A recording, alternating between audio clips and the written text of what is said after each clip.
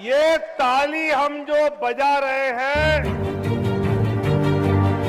कि 40 में से 30 सीटें हमने जीती हैं, 243 में से 174 विधानसभा में हम बढ़त लिए हैं और बिहार में कुल 48% वोट एनडीए को प्राप्त हुआ है, इसलिए ये तालियां हैं।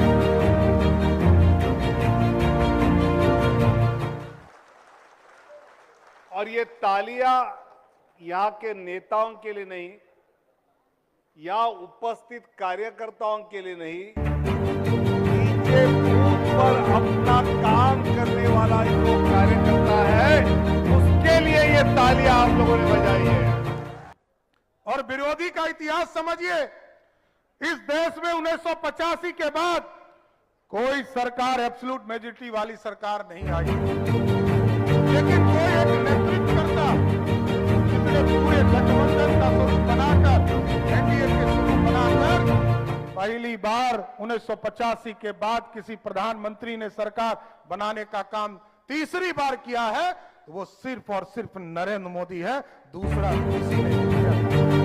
याद कीजिए, इतिहास याद कीजिए, 1989 में जनता दल की सरकार बनी थी साथियों, भाजपा ही समर्थन कर रही थी, 84 सांसद हमारे थे और 143 सांसद ही उस समय जनता दल के हुआ करते थे।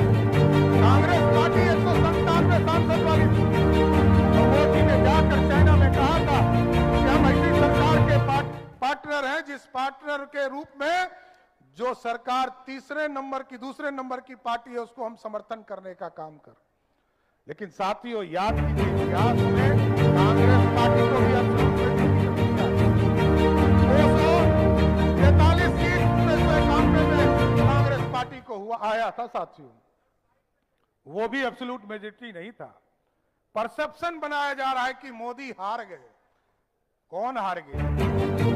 बिहार जैसे प्रदेश में तो आपके आशीर्वाद से हम लोगों ने 75% सीटें एनडीए के लोगों ने जीतने का काम किया। कौन कह रहा है? और वो राष्ट्रीय जनता दल कहती है जिसको 4 सीट आई है, ज्यादा नहीं 4, ओनली 4, और वो कहती है कि हम बिहार में हम लोगों ने चीजों को स्थापित करने का काम किया। और कांग्रेस पार्टी जो राष्ट्रीय स्तर पर है वो कहती है कि हम जीत गए। कैसे जीत गए? 33 पार्टी मिलकर भी 240 सांसद नहीं पूर रहे, 33 पार्टी, और हम अकेले एक पार्टी भारतीय जनता पार्टी अकेले 240 सीटों पर जीती हुई है। और हमारे गठबंधन के लोग पूरे देश में 53 सीटों पर जीतने का काम किया है साथियों। ये नया गठबंधन नहीं है, ये कोई चुनाव के बाद इलेक्शन का रिजल्ट नहीं है। हम चुनाव के पहले समझौता करके चुनाव लड़े थे। हम जनता दल यूनाइटेड के साथ बिहार में लंबे समय से चुनाव लड़ रहे हैं। लोजपा के साथ हमारा गठबंधन है, हिंदुस्तानी अवाम मोर्चा के साथ गठबंधन, राष्ट्रीय लोक मोर्चा के साथ गठबंधन। हम गठबंधन पहले भी चुनाव के पहले हमने बताने का काम किया था और चुनाव के बाद भी हम उसी गठबंधन में सरकार बनाए हुए हैं।